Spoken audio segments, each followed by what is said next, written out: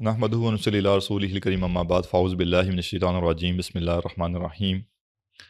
قال اللہ تعالی ام حسبت ان اصحاب الکهف والرقیم کانوا من آیاتنا عجبا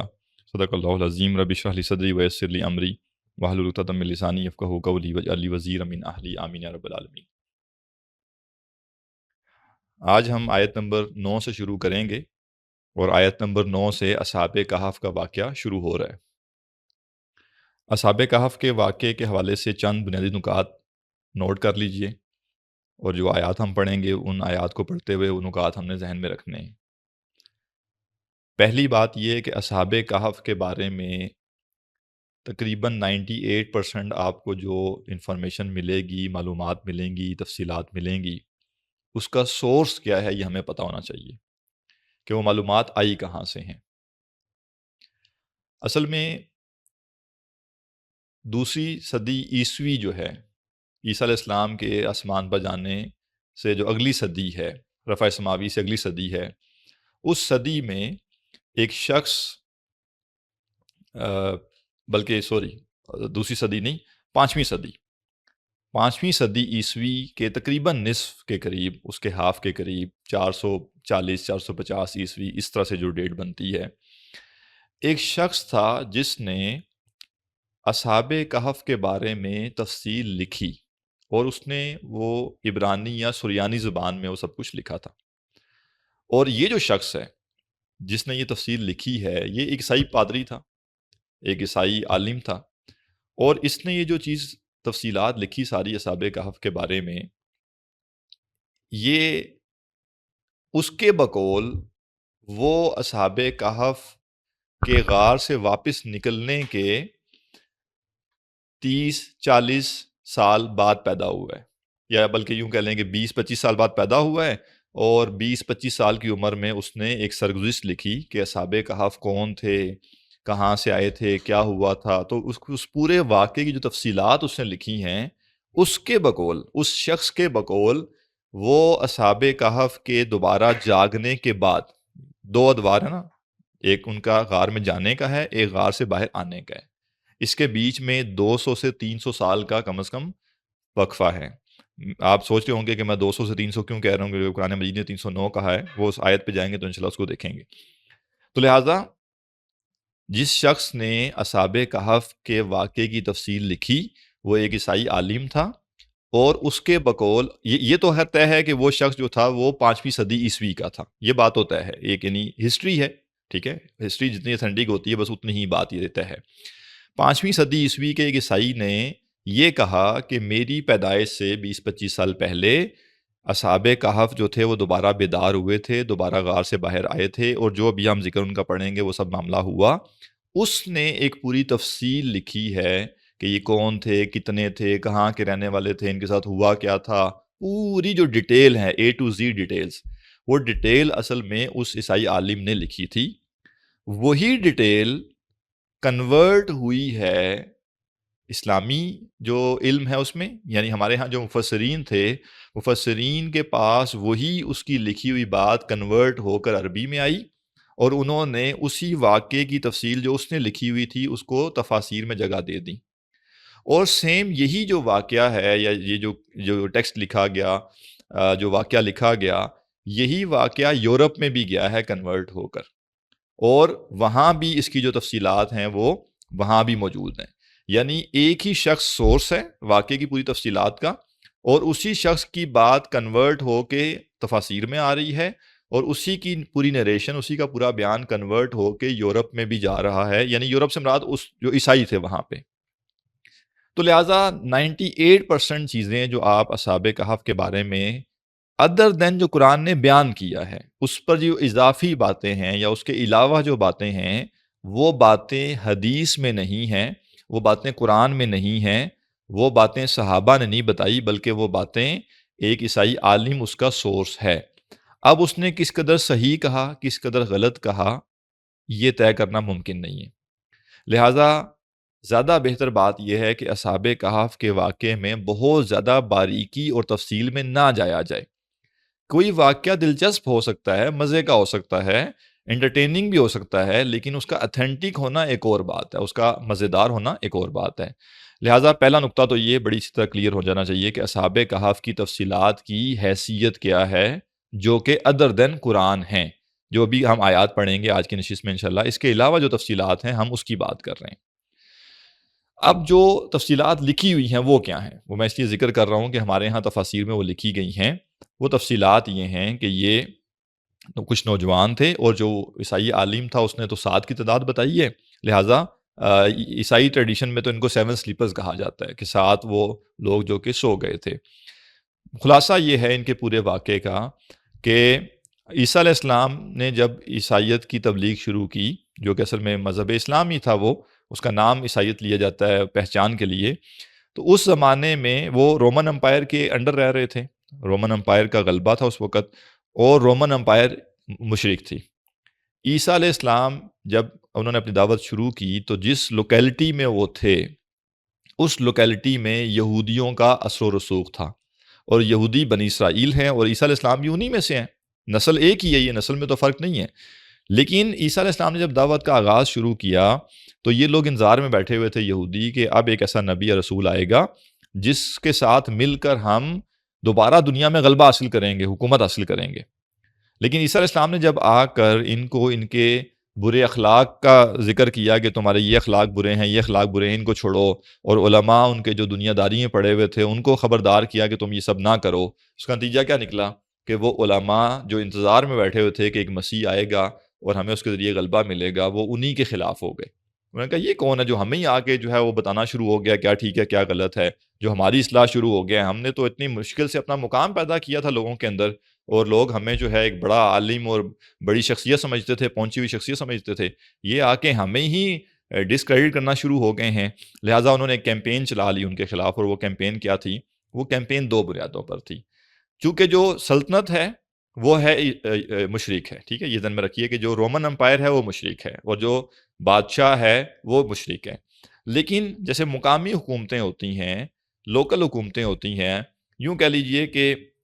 جیسے ایک علاقے میں ایم این اے کی ایک تھوڑی آپ کہہ لیں اس کے پاس کچھ اتھارٹی ہوتی ہے، یا کوئی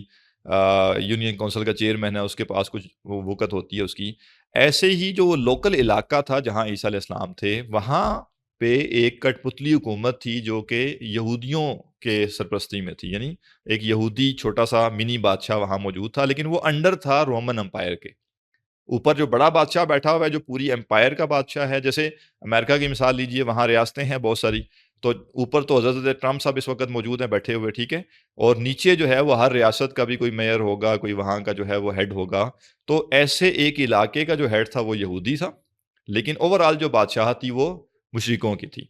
تو اب یہودیوں کو عیسیٰ علیہ السلام کے خلاف پروپیگنڈا کرنے کے لیے 2 بنیادیں بنانی پڑی۔ ایک بنیاد انہوں نے بنائی مذہبی لوگوں کے لیے، اور ایک بنیاد انہوں نے بنائی سیاسی طور پر۔ مذہبی بنیاد پر انہوں نے یہ کہا کہ عیسیٰ علیہ السلام جو ہیں یہ چونکہ ایسے ایسے کام کر رہے ہیں جو کام عام بندہ نہیں کر سکتا، تو انہوں نے ان ساروں کو جادو قرار دے دیا، اور کہا کہ یہ نعوذ باللہ انہوں نے جادو کیا، اور جادو چونکہ کفر ہے لہٰذا یہ اسلام سے خارج ہو گئے، یعنی یہ مسلمان نہیں رہے، یہ جو ہے مرتد ہو گئے ہیں، لہٰذا یہ واجب القتل ہے۔ تو اللہ ہی کی شریعت اللہ ہی کے رسول پر فٹ کر دی۔ لیکن اس کے باوجود بھی ان کو پتا تھا کہ ہم یہ سارا کرنے کے باوجود بھی ان کو ختم نہیں کر سکیں گے، یعنی جو قتل کرنے کا ارادہ تھا وہ ہم پورا نہیں کر سکیں گے، کیونکہ اتھارٹی ہمارے ہاتھ میں نہیں ہے، اتھارٹی تو مشرکوں کے ہاتھ میں ہے۔ لہٰذا انہوں نے ساتھ ایک اور الزام بھی لگایا کہ یہ جو عیسیٰ علیہ السلام ہیں یہ اپنے لوگوں کو ریاست کے خلاف بغاوت پر آمادہ کر رہے ہیں، لہٰذا ان کو باغی ڈکلیئر کر کے ان کی کوشش تھی کہ ہم مشرک جو حکومت ہے اس سے ان کو سزا دلوائیں۔ اس وجہ سے جو رومن امپائر تھی وہ بہت زیادہ عیسائیوں کے اوپر سخت تھی، یعنی کہیں پتہ چل جاتا تھا کہ کوئی شخص عیسائی ہے تو اس کو مارا جاتا تھا، اس کو قید کیا جاتا تھا، لوگوں کو جان سے مار دیا جاتا تھا۔ اتنے شدید حالات تھے رومن امپائر کے انڈر۔ اسی عرصے میں ہی پہلی صدی کے آخر میں یا دوسری صدی عیسوی کے شروع میں کچھ نوجوان تھے جو انتہائی سخت حالات میں، آپ سوچئے کہ ایسے حالات ہیں کہ آپ اگر عیسائی ہوں گے تو آپ کو پتہ ہے آپ کی کھال اکھیڑ دی جائے گی اگر آپ نے عیسائیت قبول کی، اور اگر کسی کو پتہ چل گیا تو عام بندہ تو عیسائیت قبول کرتا ہی نہیں تھا۔ یعنی جو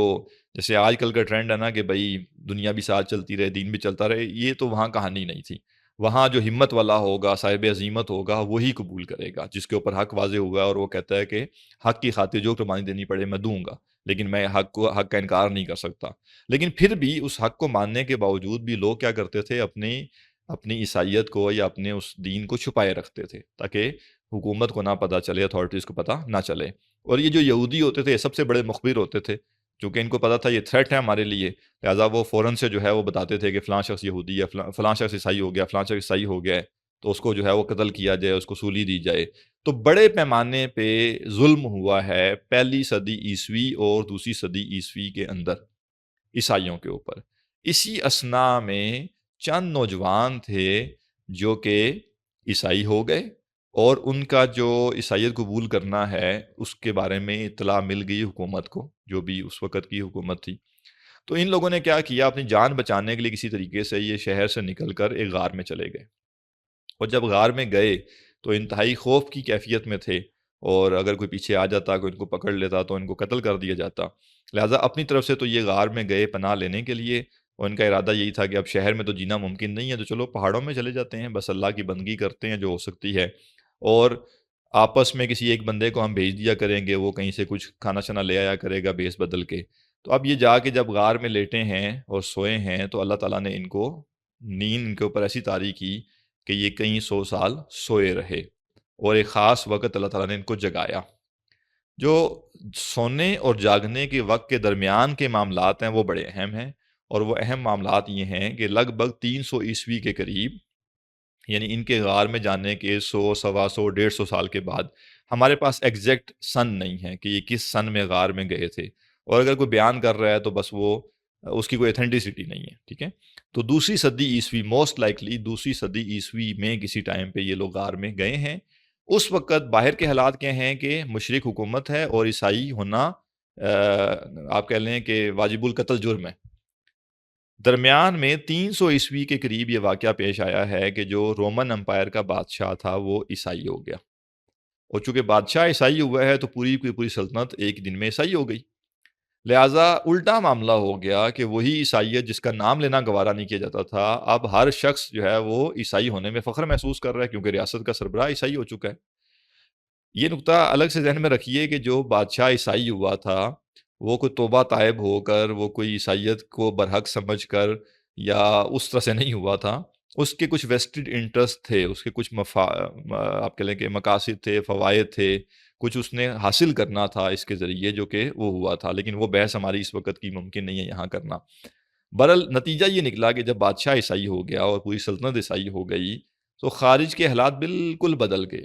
عیسائیت کا دور دورہ ہے ہر طرف، اور اب یہودیوں کی شامت آئی ہوئی ہے، اور یہودیوں کی بہت بری شامت آئی ہے۔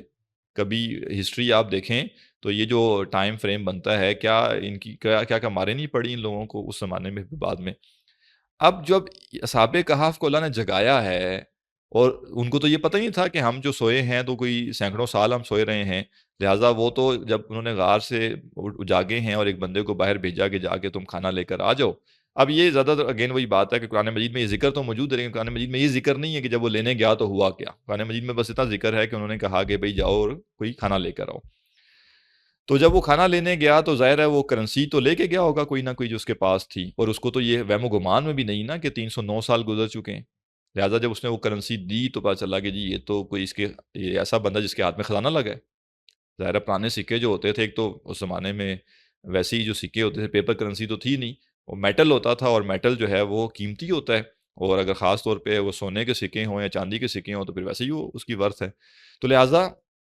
وہ جو دکاندار تھا اس کو لگا کہ یہ شخص کوئی خزانہ اس کے ہاتھ میں لگا ہے، اس نے حکام کو بلایا اور شخص کو پکڑ لیا گیا، اور جب اس سے پوری بات چیت کی گئی اور پتہ چلا کہ بھئی اس کی جو باتیں وہ تو بڑی حیران کن تھی، کہ یہ کہہ رہا ہے کہ ہم 309 سال پہلے یہاں آئے تھے غار میں، اور یہ آج بھی زندہ ہے اور اسی ایج کا ہے۔ بہرحال چونکہ عیسائیوں کے ہاں ہوا یہ تھا کہ جب یہ لوگ غار میں گئے تھے تو یہ جو خبر تھی نا، نیشنل لیول کی خبر تھی یہ، کیونکہ یہ عام لوگ نہیں تھے، یہ کچھ اچھے گھرانوں کے لوگ تھے، امیر گھرانوں کے لوگ تھے، یا جو پاورفل لوگ ہوتے ہیں ان گھرانوں میں سے یہ نوجوان تھے جنہوں نے عیسائیت قبول کی تھی۔ لہٰذا عیسائیوں کے ہاں یا اس علاقے میں یہ ایک بات معروف تھی کہ کچھ نوجوان ہیں جو عیسائی ہوئے اور یہاں سے بھاگے، لیکن آج تک واپس نہیں آئے۔ تو ان کو یعنی مسنگ پرسنز آپ کہہ لیں نا کہ 7 مسنگ پرسنز کا ایک کانسیپٹ ان کے ہاں تھا، اور کچھ نہ کچھ جیسے تہذیب کے اندر وہ چیز چلتی ہے. تو بہرحال وہ لوگوں نے ریکال بھی کر لیا کہ اچھا یہ وہ 7 لوگ ہیں. پھر اگر وہ غار میں گئے، انہوں نے ان سب کو دیکھا، اور جو کچھ ہوا وہ آگے کچھ حصہ قرآن مجید میں بھی اس کا بیان کیا گیا ہے کہ وہاں پہ کیا بات چیت ہوئی. لیکن قرآن یہ نہیں بتاتا کہ اس کے بعد ان کے ساتھ کیا ہوا. البتہ وہ جو شخص ہے، عیسائی عالم جو ہے، اس نے جو کچھ لکھا ہے اس کے مطابق یہی ہے کہ یہ لوگ جو ہیں بس صرف یعنی ایک دن کے لیے یہ جاگے تھے، اور ونس لوگوں کو پتہ چلا کہ یہ سب کچھ ہوا ہے، ان کا واقعہ لوگوں پر منکشف ہو گیا، تو یہ دوبارہ جب سوئے ہیں اسی غار میں جا کے، تو اللہ تعالیٰ نے ان کے اوپر موت طاری کر دی، اور یہ اس کے بعد دوبارہ پھر کبھی بھی نہیں اٹھے. تو یہ مختصر سا واقعہ ہے. اب اس واقعے کے بارے میں قرآن مجید یہ کہتا ہے کہ تمہیں اس کا زیادہ نہیں پتہ،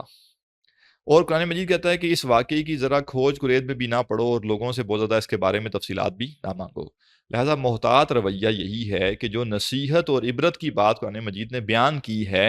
اصحاب کہف کے واقعے میں، ہم اس تک محدود رہیں اور ایک سٹوری بلڈنگ کی طرف نہ چلے جائیں کہ اچھا یہ ہوا، پھر یہ ہوا، پھر یہ ہوا، پھر یہ ہوا. ایسا نہیں ہونا چاہیے، بلکہ جو لب لباب ہے، جو مقصد ہے، جو نصیحت ہے اس سارے سے، وہ ہم حاصل کریں اور اپنی عملی زندگی کے ساتھ اس کو جوڑ سکیں. قرآن اس لیے نازل نہیں ہوا کہ ہمیں دلچسپ واقعات بتائے، قرآن اس لیے نازل ہوا ہے کہ وہ ہمیں ایسی باتیں بتائیں جس سے ہم اپنی زندگی کو ریلیٹ کر سکیں اور اس سے رہنمائی لے کر اپنی زندگی کو بہتر کر سکیں. تو اصحاب کہف کا واقعہ بھی اسی طریقے سے پڑھنا چاہیے کہ ہمیں یہ پتہ ہو کہ اس واقعے کو پڑھ کر ہم اپنی زندگی میں بہتری کیا کر سکتے ہیں.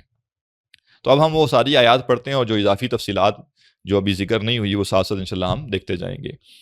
اللہ تعالیٰ فرماتا ہے ام حسبت ان اصحاب الکہف والرقیم کانوا من آیاتنا عجبا، کیا تم نے یہ خیال کیا کہ غار والے اور رقیم والے، اس کے بارے میں ہم پہلے پڑھ چکے ہیں کہ اس کے 2 معنی ہیں. رقیم کا ایک معنی کیا گیا تختی والے، اور ایک معنی اس کا کیا گیا کہ جو جگہ تھی اس جگہ کا نام جو ہے اس سے یہ نام ہے. اور تختی کے والے سے بھی 2 باتیں ہیں. ایک بات تو یہ ہے کہ جب یہ لوگ غائب ہو گئے اور کسی کو بھی مل نہیں رہے تھے، تو ان کے نام لکھ کر جیسے ان کو اشتہاری قرار دے دیا گیا تھا کہ جی یہ اشتہاری مجرم ہے، اور جہاں کہیں یہ پائے جائیں تو ان کی اطلاع ہمیں دی جائے. تو اسی وجہ سے جیسے یہ فیمس ہو گئے تھے، یعنی ان کا نام بہت زیادہ عام ہو گیا تھا کہ یہ ایک تختی پر ان کا نام لکھ کے کہیں پہ لگا دیا گیا کہ جی 7 لوگ ہیں جس کو بھی وانٹیڈ، یہ وانٹیڈ تھے اس سوسائٹی میں، اس علاقے میں. اور دوسرا جو تختی کے معنی بیان کیے گئے وہ یہ ہیں کہ جب یہ لوگوں کو پتہ چل گیا کہ اصحاب کہف ہیں، اور ایک پورا موجزانہ طور پہ اللہ تعالیٰ نے ان کو 309 سال سلائے رکھا، اور جب یہ واپس غار میں گئے اور ان کی وہیں پہ وفات ہوگی اسی غار میں، تو پھر لوگوں نے ان کے نام لکھ کر اس غار کے باہر ایک تختی لگا دی تاکہ ایک یادگار رہے کہ یہ جو اصحاب کہف تھے یہ کون تھے اور کون نہیں تھے. تو جو تختی جو معنی لیتے ہیں وہ یہ 2 میں سے ایک بات بیان کرتے ہیں، اور جو لوگ کہتے ہیں کہ نہیں یہ رقیم اصل میں تو اس علاقے کا نام ہے جہاں پہ یہ لوگ موجود تھے، لہٰذا اس علاقے کے نام سے نسبت ہے. تو حضرت فرماتا ہے کہ کیا تم میں لگتا ہے، کیا تمہارا یہ گمان ہے کہ غار والے اور رقیم والے کانوا من آیاتنا عجبا، ہماری نشانیوں میں سے ایک عجیب نشانی تھے؟ یعنی تمہیں اس پہ تعجب ہوتا ہے؟ جس اللہ نے زمین و آسمان پیدا کیے، سورج چاند پیدا کیے، آسمان پیدا کیا، اتنی ان گنت مخلوقات پیدا کی، انسان کو یہ سمجھ بوجھ دی، اس اللہ کی اتنی بڑی خلاقی میں تمہیں اس پہ حیرت نہیں ہوتی؟ تو حیرت کس پہ ہوتی ہے کہ اللہ نے اپنے چند بندوں کو 309 سال سلائے رکھا، اس پہ تمہیں حیرت ہوتی ہے. فقالو، تو انہوں نے کہا، از اول فت یا تو، جب نوجوانوں نے پناہ لی الکہفی غار میں، فقالو، تو انہوں نے کہا، ربنا آتنا من لدنک رحمہ، اے ہمارے رب ہمیں اپنے پاس سے رحمت عطا فرما، وہیئ لنا من امرنا رشدا، اور ہمارے کام میں ہمارے لیے بھلائی کا رستہ آسان کر دے. پہلا نصیحت کا نقطہ کیا ہے؟ پہلا نصیحت کا نقطہ یہ ہے کہ اللہ سبحانہ تعالیٰ کی بندگی ہر حال میں لازم ہے. اگر اس کے لیے ایسے حالات پیدا ہو جائیں کہ انسان معاشرے میں رہ کر اللہ کی بندگی نہیں کر سکے گا، تو سٹینڈرڈ یہ نہیں ہے کہ معاشرے میں رہے اور بندگی چھوڑ دے، سٹینڈرڈ یہ ہے کہ معاشرہ چھوڑ دے لیکن بندگی نہ چھوڑے. اسی لیے ہمیں حدیث میں بتایا گیا، اللہ کے نبی صلی اللہ علیہ وسلم نے ہمیں فرمایا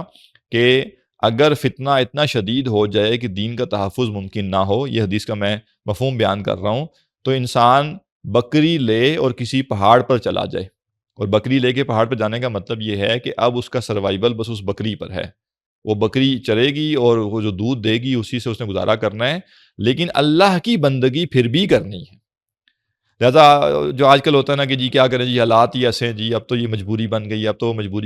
بندگی کے راستے میں کوئی مجبوری نہیں ہے۔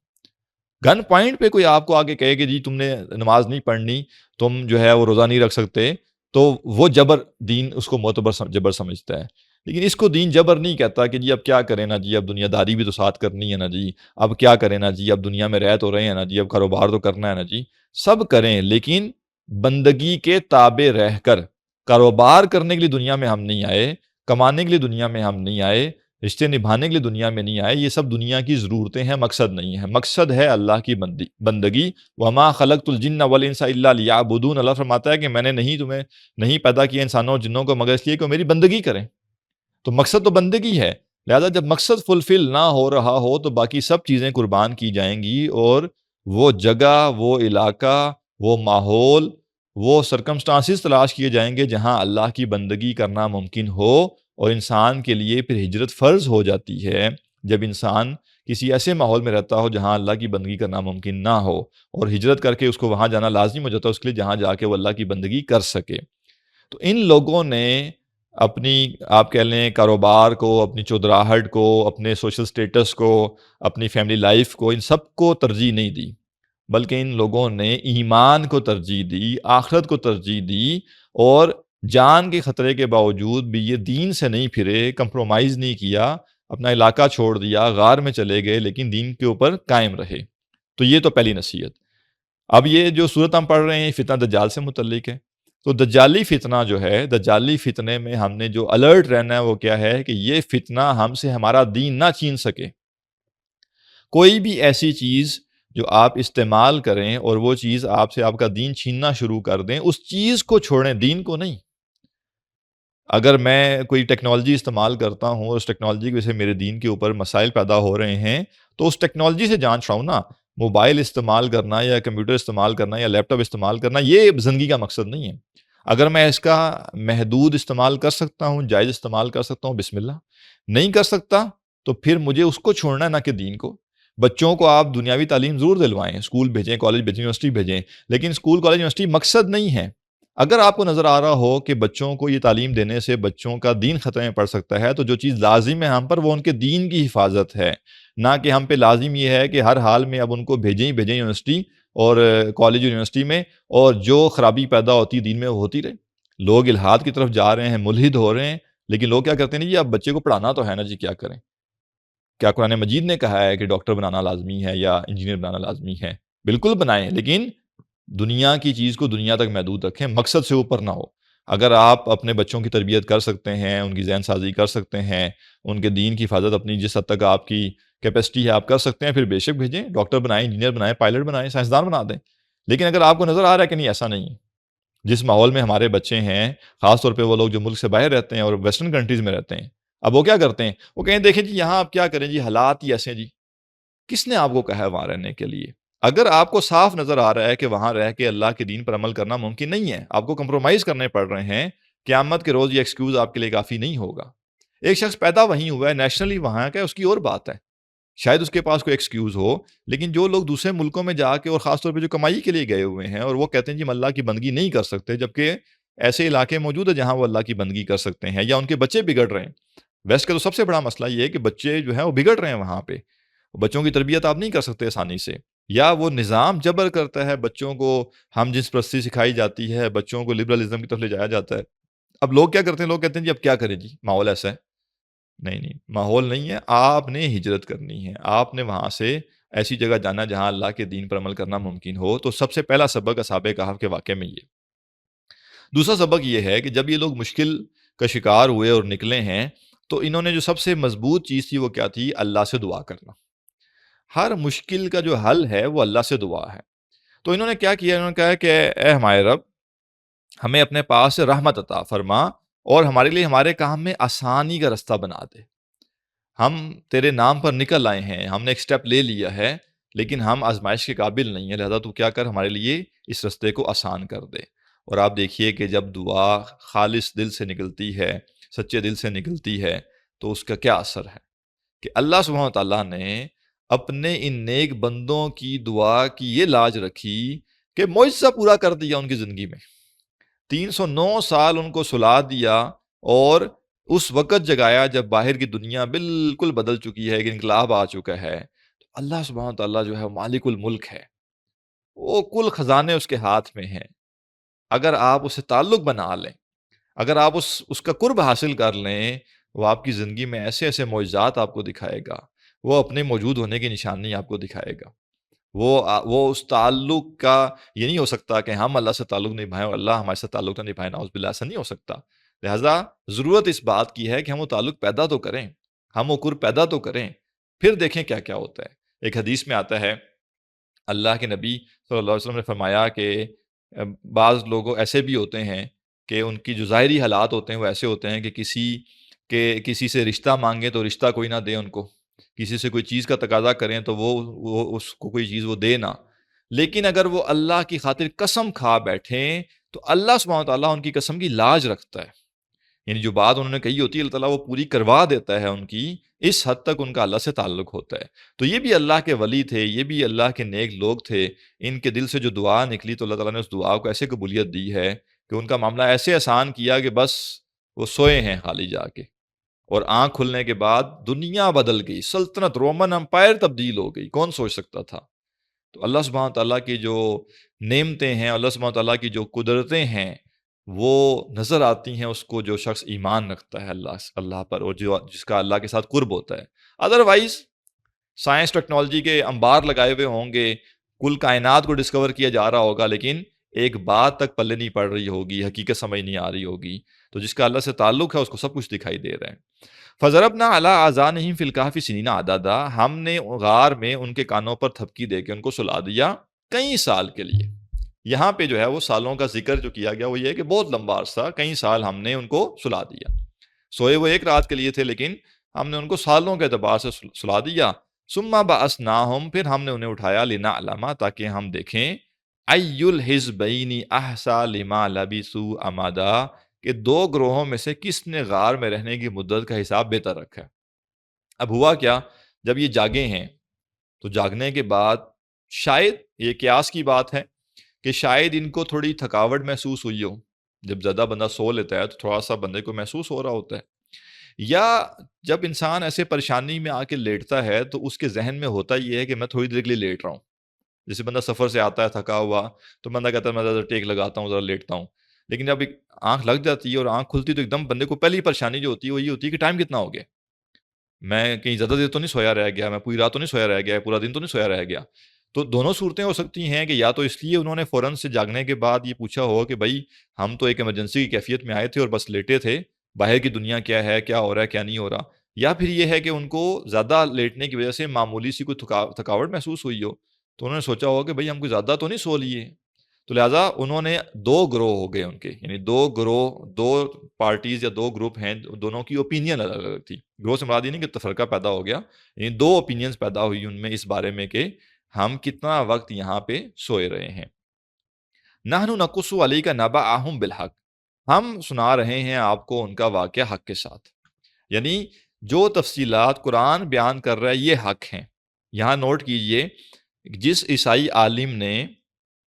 یہ واقعہ لکھا تھا، خود سے لکھا ہے اس نے کہ جی میرے پیدائش سے 20 سال پہلے یہ واقعہ پیش آیا، اس واقعے کو جس نے یورپ کے لیے ٹرانسلیٹ کیا ہے، غالباً اس کا نام گبن ہے، اس شخص نے یہ الزام لگایا ہے، نعوذ باللہ نعوذ باللہ، کہ اللہ کے نبی صلی اللہ علیہ وسلم نے جو واقعہ قرآن کی شکل میں بیان کیا، چونکہ وہ تو ظاہر قرآن کو سب سے وحی نہیں مانتے، تو اس کے نزدیک چونکہ اس واقعے میں اور جو واقعہ یورپ میں موجود تھا ان دونوں میں کچھ فرق ہے، کچھ تبدیلی ہے واقعات کی، تو اس نے کہا کہ جو میرے پاس واقعہ ہے وہ اتھینٹک ہے، اور نعوذ باللہ جو قرآن کی معلومات ہیں وہ ٹھیک نہیں ہے۔ قرآن کہہ رہے ہیں کہ یہ جو قرآن واقعہ بیان کر رہا ہے نا یہ برحق ہے، تو سٹینڈرڈ قرآن ہے، قرآن سے جو چیز میچ ہوگی وہ ٹھیک ہے، جو قرآن سے میچ نہیں ہوگی وہ چیز غلط ہوگی، نہ کہ ہم اس کی بنیاد پہ قرآن کے واقعے کو پرکھیں گے یا قرآن پہ سوال کریں گے کہ قرآن میں ایسے کیوں ہے۔ تو فرمایا نحن نقص علیک نبأہم بالحق، ہم سنا رہے ہیں آپ کو ان کا واقعہ بالکل ٹھیک ٹھیک جیسے ہے ویسے ہی، کوئی اس میں اونچ نیچ کوئی کمی بیشی نہیں ہے۔ انہم فتیۃ آمنوا بربہم، بے شک وہ کچھ نوجوان تھے جو اپنے رب پر ایمان لائے، وزدناہم ہدا، اور ہم نے خوب بڑھایا ان کو ہدایت میں۔ تیسرا نقطہ جو ہمیں پتہ چل رہا ہے وہ یہ ہے کہ جو ینگسٹرز ہوتے ہیں ینگ لوگ ہوتے ہیں، ان کے سامنے دو رستے ہوتے ہیں۔ ایک رستہ یہ ہے کہ کسی حقیقت کو جاننے کے بعد اس حقیقت کو تسلیم کریں اور جو کیریئر ابھی انہوں نے بنانا تھا، جو اچیومنٹس انہوں نے ابھی کرنی تھی، اس کو قربان کر دیں۔ اور دوسرا رستہ ان کے پاس یہ ہوتا ہے کہ اس حقیقت کو انکار کر کے اس کا، اور جو دنیاوی فائدے اور منفعتیں ہیں ان کی طرف بڑھیں آگے اور اپنا کیریئر بنا لیں۔ بڑی عمر کا جو آدمی ہوتا ہے اس کے ساتھ مسئلہ یہ ہوتا ہے کہ وہ کچھ چیزوں میں ملوث ہو چکا ہوتا ہے، وہ کچھ چیزوں میں ڈل چکا ہوتا ہے، اس کے لیے وہاں سے نکلنے کی جو نکلنا ہے وہ ریلیٹیولی مشکل ہوتا ہے۔ اس کا یہ مطلب نہیں کہ یہ ایکسکیوز ہے ان کے پاس، لیکن ایک جنرل جو نفسیات ہے میں اس کی بات کر رہا ہوں۔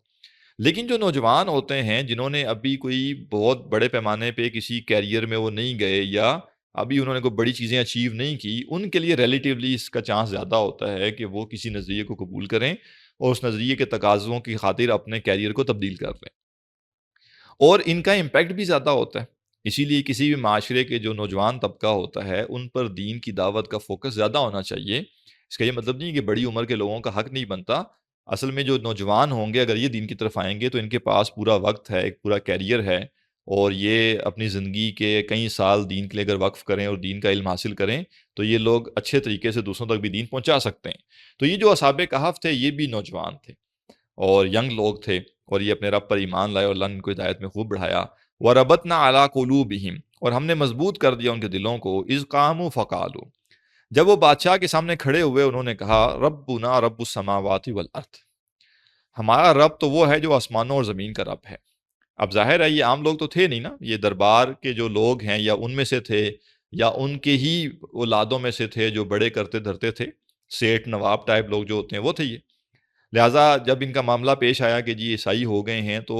ذرا پریشانی ہو جاتی ہے نا، جب اعلیٰ گھرانوں میں یہ کام شروع ہو جائے تو ان کو یہ پریشانی ہو جاتی ہے اور ایک دم سے وہ سزا تو دے نہیں سکتے۔ لہٰذا ان کو پیش کیا گیا بادشاہ کے سامنے اور ان سے پوچھا گیا کہ بھئی تم کیا مانتے ہو؟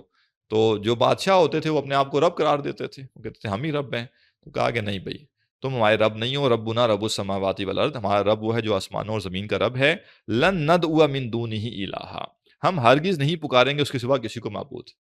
تم لگا لو زور جو تم نے لگانا ہے اپنی بندگی کروانے کے لیے، اپنے آپ کو رب بنوانے کے لیے، ہم تو جو اللہ ہے اس کے علاوہ کسی کو رب ماننے کے لیے تیار نہیں ہیں۔ جو قیمت چکانی پڑے گی ہم چکائیں گے، لیکن ہم کسی اور کو رب نہیں مانیں گے۔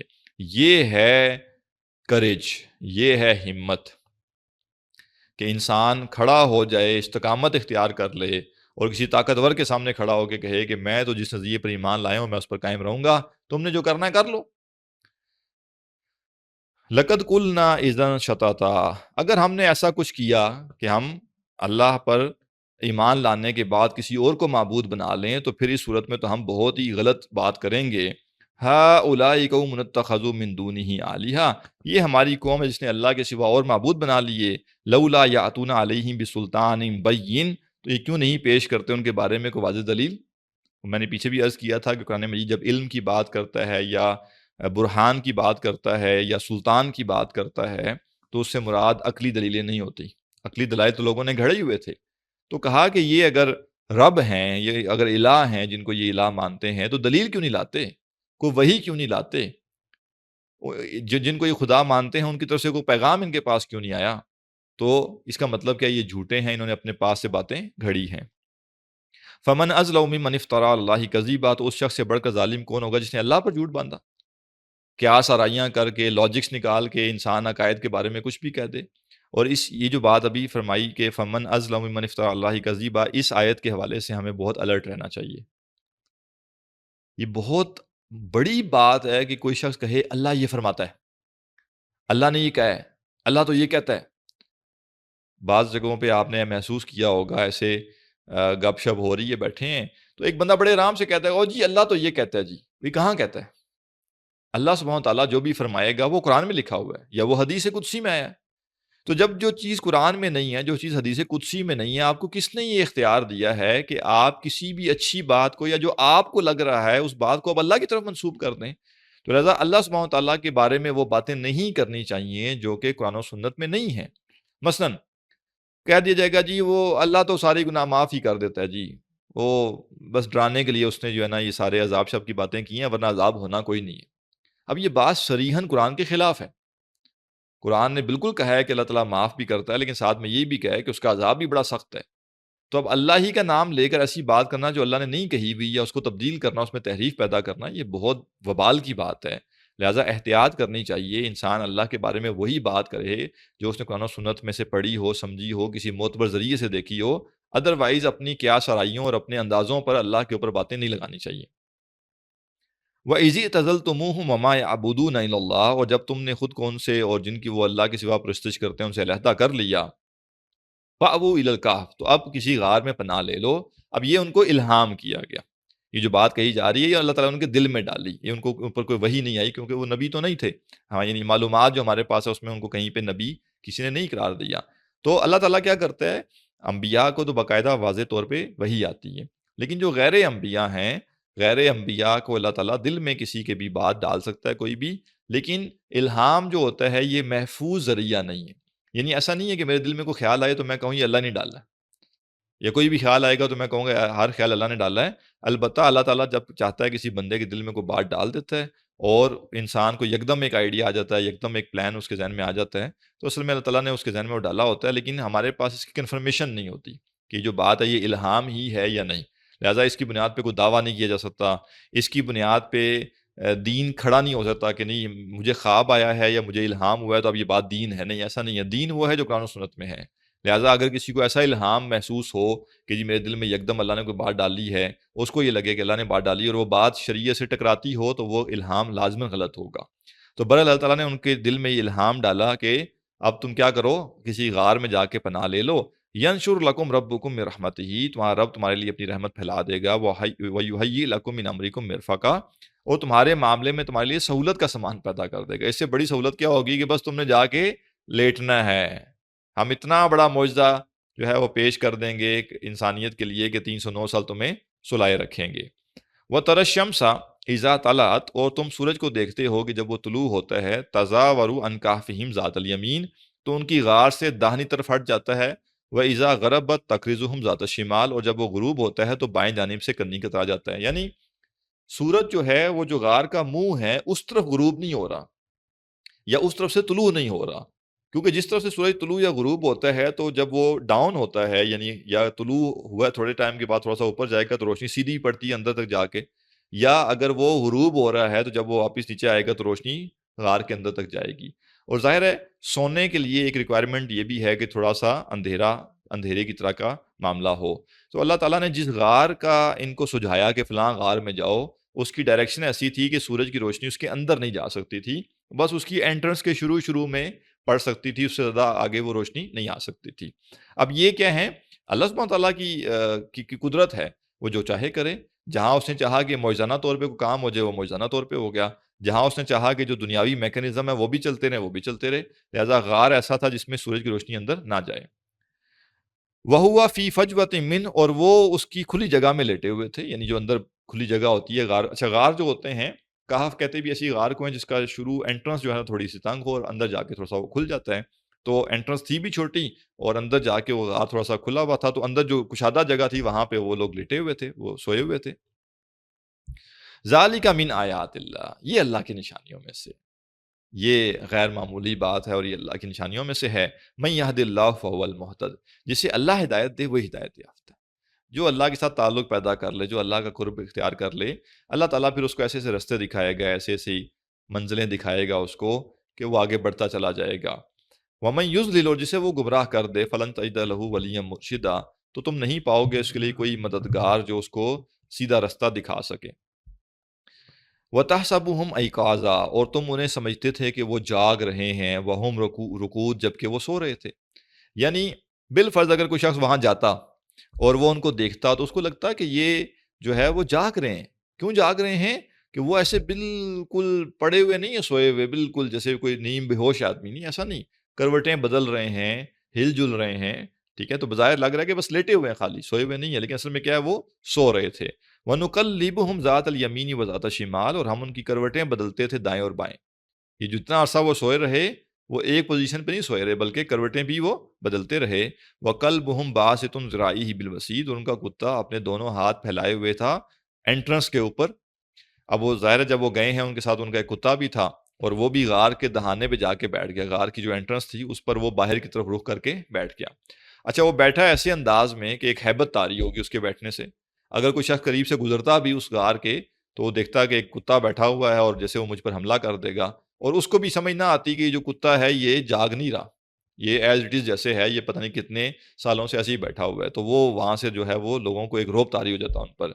وَقَلْبُهُمْ بَاسِطٌ ذِرَاعِهِ بِالْوَسِيدِ، ان کا کتا دونوں ہاتھ پھیلائے ہوئے دہلیز پر بیٹھا ہوا تھا. لَوِ اطَّلَعْتَ عَلَيْهِمْ، اگر تم ان پر جھانکتے، لَوَلَّيْتَ مِنْهُمْ فِرَارًا، تو تم ان سے پیٹ پھیر کر بھاگ جاتے. ایسا وہاں پہ جو ہے وہ سچویشن تھی. وَلَمُلِئْتَ مِنْهُمْ رُعْبًا، اور تم پر ان کی طرف سے ہیبت طاری ہو جاتی. تو اللہ تعالیٰ نے ان کی حفاظت کرنی تھی کہ کوئی شخص ڈسٹرب نہ کرے ان کو، کوئی شخص آئے نہ اندر، لہٰذا ایسا سینیریو کریٹ کر دیا گیا کہ اگر کوئی آیا بھی ہوگا، کوئی چرواہا یا کوئی گزرنے والا بندہ وہاں سے گزرا بھی ہوگا تو اس نے بس کتے کو دیکھا ہوگا اور وہاں سے وہ بھاگ گیا ہوگا. وَكَذَلِكَ بَعَثْنَاهُمْ لِيَتَسَاءَلُوا بَيْنَهُمْ، اور اسی طرح ہم نے انہیں اٹھایا تاکہ وہ آپس میں ایک دوسرے سے پوچھیں. قَالَ قَائِلٌ مِّنْهُمْ كَمْ لَبِثْتُمْ، اب ایک کہنے والے نے کہا کہ تم یہاں کتنا عرصہ رہے، یعنی ایک بندے نے سوال ریز کر دیا کہ کتنا عرصہ یہاں پہ ہمیں ہو گیا، کتنا ٹائم ہو گیا. قالوا لبثنا یوما او بعض یوم، تو کچھ نے کہا کہ ہم یہاں رہے ہیں ایک دن یا دن کا کچھ حصہ. اب یہ ایک گروہ ہے جنہوں نے کہا کہ ہم یہاں پہ لمحے لگتا ہے ایک دن یا آدھا دن یا پونا دن، مطلب جیسے 12 سے 18 گھنٹے، ایسے آپ کہہ لیں کہ ہم اتنا ٹائم یہاں پہ رہے ہوں گے. اس سے زیادہ نہیں، 24 گھنٹے سے زیادہ نہیں ہم رہے، 12 14 گھنٹے 18 20 گھنٹے بس اس کے بیچ بیچ میں ہم لگتا ہے ہم یہاں پہ رہے ہیں. اور واللہ عالم کہ جس وقت وہ سوئے تھے وہ دن کا کون سا وقت تھا اور جب وہ جاگے ہیں تو کون سا وقت ہے. ٹھیک ہے. قالوا ربکم اعلم بما لبثتم، ایک گروہ نے تو یہ کہا نا، دوسرے گروہ نے کہا کہ تمہارا رب خوب جانتا ہے تم کتنا عرصہ رہے ہو، ہمیں نہیں پتا، تمہارا رب بھی خوب جانتا ہے کہ ہم کتنا عرصہ رہے ہیں یہاں پہ. فَابْعَثُوا أَحَدَكُمْ بِوَرِقِكُمْ هَٰذِهِ إِلَى الْمَدِينَةِ، بس تم بھیجو اپنے میں سے ایک شخص کو شہر کی طرف یہ سکہ دے کر، ان کے پاس جو ہے وہ کرنسی تھی جو کہ سکے ہوتے تھے. فَلْيَنْظُرْ أَيُّهَا أَزْكَىٰ طَعَامًا، تو وہ دیکھے کہ شہر میں کون سا کھانا سب سے زیادہ پاکیزہ ہے. ایک اور اہم سبق، اور وہ کیا؟ جان بچا کر بھاگے ہیں اور خوف کی حالت میں ہیں اور جان کی حفاظت بڑا مسئلہ ہے. اس کے باوجود جب وہ کھانے کے لیے بھیج رہے ہیں بندے کو تو وہ کہہ رہے ہیں کہ دیکھو جو ازکا طعامن ہے، پاکیزہ ترین کھانا ہے وہ لے کر آنا. رزق حلال اتنا اہم ہے، اتنا اہم ہے، اتنا اہم ہے، حدیث میں آتا ہے کہ حرام کھانے سے انسان کی دعا قبول نہیں ہوتی، عبادت قبول نہیں ہوتی. لہذا انسان وہ کوتاہیاں چلیں جس کا لمیٹڈ اثر ہے اس کی ذات پر، اس کی اعمال پر، وہ پھر بھی اس میں کچھ سوچا جا سکتا ہے کہ کرنی تو کوئی برائی بھی نہیں چاہیے لیکن ان کے ساتھ محدود ہیں. رزق حلال کے بارے میں ذہن میں رکھیے کہ قطعاً گنجائش نہیں ہونی چاہیے کہ انسان یہ سوچے بھی کہ اچھا میں تھوڑا سا ڈاؤٹ فل ہے، تھوڑا سا گڑبڑ ہے تو میں خیر ہے پھر بھی کر لیتا ہوں. نہیں، رزق حلال مسٹ ہے. لہٰذا اتنی غیر معمولی حالت میں بھی انہوں نے یہ نہیں کہا کہ جو مل جائے لے آؤ، یا انہوں نے یہ نہیں کہا کہ اچھا مفتی صاحب سے پوچھ لینا، ہم تو ایسی مجبوری میں ہیں تو ہمیں کوئی تھوڑی سی اونچ نیچ والی چیز بھی مل جائے گی تو جائز ہے کہ نہیں. نہیں، ایمان کا تقاضا یہ ہے کہ انسان اپنے جو لقمہ اس کے پیٹ میں جاتا ہے، جس سے اس کا جسم پرورش پاتا ہے، جس سے اس کا جسم پروان چڑھتا ہے، وہ لقمہ حلال کا ہونا چاہیے، اور حرام کا شک بھی ہو تو انسان اس سے اپنے آپ کو بچائے. لہذا جو شخص کھانا لینے گیا ہے اس کو تاکید کی گئی ہے کہ تم نے سب سے جو پاکیزہ کھانا ہے وہ لے کر آنا ہے. اور بہرحال کچھ لوگ ایک اور نقطہ بھی بیان کرتے ہیں، وہ یہ ہے، وہ کہتے ہیں کہ کھانا جو ہے حلال ہونا بھی اس کا ضروری ہے اور پاکیزہ ہونا بھی ضروری ہے. حلال ہونا تو ظاہر ہے حلال و حرام واضح چیزیں ہیں، لیکن جو پاکیزہ ہونے کی وہ بات کرتے ہیں وہ یہ کہتے ہیں کہ وہ کھانا جس کا انسان کے اوپر ایسا اثر پڑے کہ انسان بندگی کے بجائے غفلت کی طرف چلا جائے، وہ کھانا بھی اچھا نہیں ہے. تو یعنی جیسے آج کل ہے نا ایک فاسٹ فوڈ کا ایک پورا ٹرینڈ بنا ہوا ہے، اور لوگوں کی یعنی وہ لوگوں کے اوپر اس کے اثرات طاری ہو جاتے ہیں، جس طرح کا وہ فوڈ کھاتے ہیں اسی طرح کی ان کی طبیعت اور مزاج بن جاتے ہیں. تو بعض لوگ اس کانٹیکس میں کہتے ہیں کہ یہ کھانے بھی اگر زیادہ کھائے جائیں یا انسان کا عادی بن جائے تو یہ بھی جیسے حلال تو ہیں لیکن یہ پھر پاکیزہ نہیں ہے. واللہ عالم. فَلْيَأْتِكُمْ بِرِزْقٍ مِّنْ، اور اسے چاہیے کہ وہ تمہارے لیے کھانا وہاں سے لے آئے. وَلْيَتَلَطَّفْ، اور نرمی کا معاملہ کرے. ہم پہلے ہی بڑی مشکل سچویشن میں ہیں، لہذا کہیں اونچ نیچ ہو جائے، اگلا کہے نہیں 2 روپے زیادہ دو، تو اس کے ساتھ بحثوں میں پیسہ نہیں کرنا، نرمی سے، تسلی سے، آرام سے، بھائی یہ پیسے لے لو، کھانا دے دو. ٹھیک ہے نا، کوئی وہاں پہ آرگومنٹ نہیں ہونا چاہیے تاکہ ہماری جو پرائیویسی ہے وہ کہیں پہ ایکسپوز نہ ہو جائے، کوئی ہمیں پہچان نہ لے کہ اچھا یہ وہی لوگ تھے جو کہ بھاگ کے گئے ہوئے تھے۔ اب ان کو کیا معلوم کہ وہ 309 سال بعد بندے کو باہر بھیج رہے ہیں اور معاملہ باہر کا بالکل مختلف ہے۔ اور یہ وہ لفظ ہے وَلْيَتَلَطَّفْ، جہاں پہ قرآن مجید جو ہے وہ الفاظ کے اعتبار سے، حروف کے اعتبار سے بالکل نصف ہو جاتا ہے۔ یہاں سے پیچھے نصف قرآن ہے اور یہاں سے آگے نصف قرآن ہے۔ وَلَا يُشْعِرَنَّ بِكُمْ أَحَدًا، اور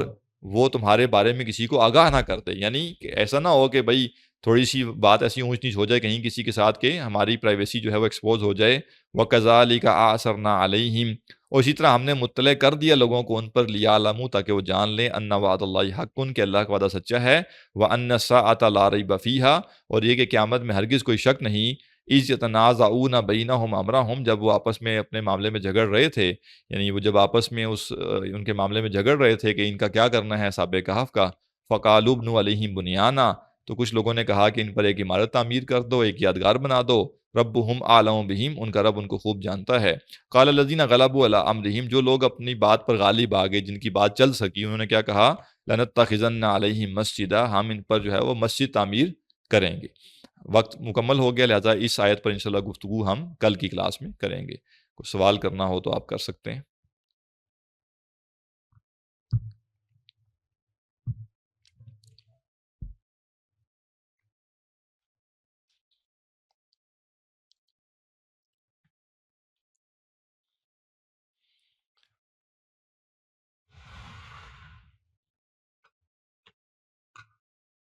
جی سوال کر لیجئے۔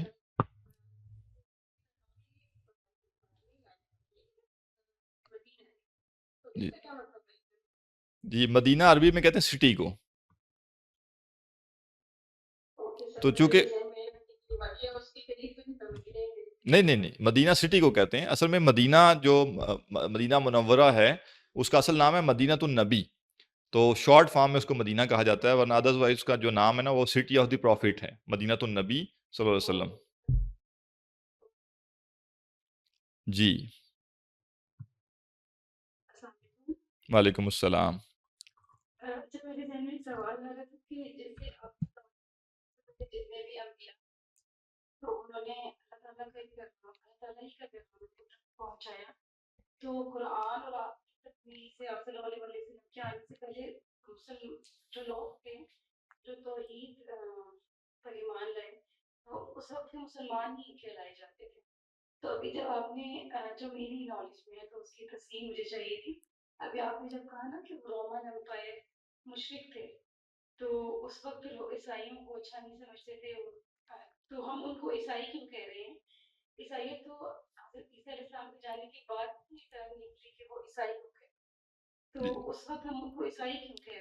جی دیکھیں، سب ادیان جو ہیں وہ اسلام ہی ہیں، البتہ جب آپ نے کسی چیز میں ڈفرینشیٹ کرنا ہوتا ہے تو آپ اس کا ایک ایسا نام لیتے ہیں جو اس کے لیے یونیک ہو سکے۔ تو جب ہم تین مذاہب کی بات کریں گے تو اگر ہم تینوں کے لیے اسلام کا نام استعمال کریں گے تو بات تو ٹھیک ہے، لیکن اس کا فرق واضح نہیں کر سکیں گے۔ لہٰذا ہم کیا کرتے ہیں کہ جس چیز سے وہ واقف ہیں، جس چیز سے وہ معروف ہیں، ہم وہ نام استعمال کرتے ہیں۔ مثلا یہودی جو ہیں وہ مذہب یہود کے نام سے مشہور ہیں، لہٰذا ہم انہیں یہودی کہتے ہیں کیونکہ وہ اس نام سے متعارف ہیں۔ ادروائز ہم کہیں گے مسلمان تو، یا ہم کہیں گے اسلام، تو اس سے اگلا بندہ سمجھ نہیں پائے گا ہم کیا کہہ رہے ہیں۔ دوسری بات، جیسے عیسائیوں کی بات ہے تو وہ ظاہر ہے اپنے زمانے میں تو وہ اسلام پر ہی تھے، لیکن چونکہ دین عیسوی ہے نا، عیسیٰ علیہ السلام سے ان کی وہ نا معرفت ہے یا ان کی نسبت ہے۔ اسی طرح آپ دیکھتے ہیں نا دین محمدی یا شریعت محمدی کا لفظ بھی استعمال ہوتا ہے، ٹھیک ہے؟ تو جہاں ڈفرینشیٹ کرنا ہوتا ہے وہاں پہ بعض کا جو نبی ہیں ان کے نام سے یا تو موسوم کر دیا جاتا ہے ایک پوری قوم کو، یا پھر جس نام سے انہوں نے اپنے آپ کو خود متعارف کروا لیا۔ جیسے یہودی ہیں، انہوں نے اپنے آپ کو خود یہودی کہلا دیا، عیسائی ہیں، انہوں نے اپنے آپ کو خود ہی نصارہ کہہ دیا کہ ہم نصارہ ہیں، اپنا یہ تعارف بنا دیا، لہذا لا محالہ ہم بھی کیا کرتے ہیں، ان کا وہی نام لے لیتے ہیں۔ دوسری بات یہ ہے کہ جب اسلام آ گیا تو اسلام آنے کے بعد جتنے مذاہب ہیں باقی، وہ سب کے سب اگر تو وہ مسلمان ہو جاتے ہیں تو ٹھیک ہے، ورنہ ان پر اسلام کا اطلاق نہیں ہوگا۔ تو آج جو شخص یہودی یا عیسائی ہے اس کو ہم مسلمان نہیں کہہ سکتے۔ مسلمان وہ تھا جو اپنے زمانے میں جو دین موجود تھا اس پر قائم تھا۔ تو یہودی عیسیٰ علیہ السلام کے آنے سے پہلے تک جو دین موجود تھا، جو انبیاء اور رسول لے کر آئے تھے، جب اس پر تھے تو وہ مسلمان تھے۔ عیسیٰ علیہ السلام کے آنے کے بعد جب وہ عیسیٰ علیہ السلام پر ایمان لائیں گے تو وہ مسلمان ہیں، ورنہ نہیں۔ لیکن اللہ کے نبی صلی اللہ علیہ وسلم کی بعثت کے بعد اب یہودی عیسائی اگر مسلمان ہوتا ہے تو وہ مسلمان ہے، ادروائز اس کو ہم مسلمان نہیں کہیں گے۔ اور اب جو ان کا مذہب ہے وہ اسلام نہیں ہے، کیونکہ وہ مذہب پیور نہیں ہے، وہ تحریف شدہ مذہب ہے، اور جو آلٹرڈ کی ہوئی چیز ہوتی ہے اس کا نام پھر الگ ہوتا ہے۔ تو اس وقت جو دین عیسوی موجود ہے، دین موسوی جس کو وہ کہتے ہیں، وہ اصل میں انہوں نے اس میں تحریف کی ہوئی ہے، لہٰذا اب اس کے اوپر ویلڈ نہیں ہوگا کہ ہم کہیں کہ وہ اسلام ہے۔ البتہ اپنے زمانے میں وہ جب تک آپ کہہ لیں کہ وہ اپ ٹو ڈیٹ وہی مذہب تھا، وہی دین تھا، تب تک اس کو ہم اسلام کہہ سکتے ہیں۔ اچھا جی، 3 لوگ تھے یا 7؟ یہ فال نکالیں گے انشاءاللہ، بیٹھ کے فال نکالتے ہیں کہ اصحاب کہف کتنے تھے۔ آ رہی آیتیں انشاءاللہ پڑھ لیں گے اس کو بھی۔ اچھا جی، ریکارڈنگ شیئر کر سکتے ہیں، نیٹ ایشو کی وجہ سے 2 کلاسز صحیح اٹینڈ نہیں ہو سکی۔ اس میں ریکارڈنگ کا مسئلہ یہ ہوتا ہے کہ پروسیس کرنے میں ٹائم لگتا ہے، اور تھوڑا سا ورک لوڈ بھی یہاں ٹیم کے اوپر زیادہ ہوتا ہے، تو اتنی بھی گنجائش نہیں ہوتی کہ ساتھ ساتھ یہ کام کیا جا سکے، اس لیے جو ہے وہ ریکارڈنگز اویلیبل ابھی نہیں ہیں۔ جی، حلال اور پاکیزہ کا فرق، یہ اسٹینڈرڈ فرق نہیں ہے، میں نے کہا کہ کچھ لوگوں کی یہ رائے ہے کہ وہ کہتے ہیں کہ حلال تو ایک بڑی کیٹیگری آ گئی کہ جی یہ فلاں فلاں چیزیں حلال ہیں۔ اب حلال کے اندر بھی آپ نے یہ دیکھنا ہوتا ہے کہ اس کھانے کے، اس غذا کے ہمارے اوپر جو اثرات ہیں وہ کیسے ہیں۔ تو اگر کوئی ایسی غذا ہے جس غذا کے ہماری صحت کے اوپر اثرات اچھے نہیں ہیں، لیکن وہ فقہی لحاظ سے تو جائز ہے، فتویٰ تو اس کے اوپر جائز کا ہی ہوگا، لیکن ہمیں اس سے بھی اپنے آپ کو بچانا چاہیے۔ جدید سائنس اس چیز کو اب مانتی ہے کہ انسان جو غذا کھاتا ہے اس غذا کے انسان کے پورے وجود پر اثر پڑتا ہے۔ مثلا جو چکن ہم لوگ کھاتے ہیں، یہ چکن، اس کے اندر جو خواص موجود ہیں وہ ہمارے اندر بھی آتے ہیں۔ تو بعض لوگ کہتے ہیں کہ یہ جو برائلر چکن ہے یہ حلال ہے لیکن طیب نہیں ہے، یا یہ حلال ہے لیکن پاکیزہ نہیں ہے۔ ٹھیک ہے، کیوں پاکیزہ نہیں ہے؟ کیونکہ اس کے اندر خود ہی جان کوئی نہیں ہوتی، وہ اتنا سست سا جانور ہوتا ہے، اور اس کو غلط طریقے سے جو ہے وہ ایسی فیڈ کھلا کھلا کے جو ہے نا بڑی جلدی اس کو بڑا کیا گیا ہوتا ہے کہ اس کو کھا کے انسان میں بھی کوئی صحت نہیں آتی، انسان میں سستی، کاہلی، غفلت جو ہے انسان کے اوپر بھی طاری رہتی ہے، لہذا وہ نہیں کھانا چاہیے۔ یا جو فاسٹ فوڈ ہے اس کے بارے میں بھی ظاہر ہے مسئلہ یہی ہے کہ انسان جو ہے وہ موٹاپا اس کے اوپر آئے گا اگر وہ اس طرح کی غذا کھائے گا۔ جب موٹاپا آئے گا تو اللہ تعالیٰ کی جو بندگی کرنی، عبادت کرنی ہے، بہت سارے کام نہیں کر پائے گا۔ جی میں تھک جاتا ہوں، مجھ سے چلا نہیں جاتا، مجھ سے یہ نہیں ہوتا، مجھ سے وہ نہیں ہوتا۔ تو انسان وہ غذائیں کھائے کیوں جن غذاؤں کے ذریعے انسان کا جسم اس قابل نہ رہے کہ وہ اللہ کی عبادت طریقے سے کر سکے۔ تو یہ کچھ لوگوں کی رائے ہے، یہ سٹینڈرڈ بات نہیں ہے، کچھ لوگوں کی رائے ہے، اور ایز اے کانسیپٹ ٹھیک ہے، ضروری نہیں ہے کہ ہم اس کو سٹینڈرڈ اصطلاحات مانیں، لیکن یہ بات ٹھیک ہے کہ حلال کے اندر بھی ہمیں دیکھنا چاہیے کہ زیادہ بینیفیشل کیا ہے، بحیثیت مسلمان، بحیثیت مومن، کیا چیز ہے جو ہمارے لیے زیادہ بہتر ہے، ہم وہ کھائیں، یعنی ذائقے کو سائڈ پہ کریں، شوق کو سائڈ پہ کریں، اور فرسٹ پرائرٹی غذا کے اندر جو پاکیزہ پہلو ہے، طیب ہونا ہے، اس کو پرائرٹی دیں۔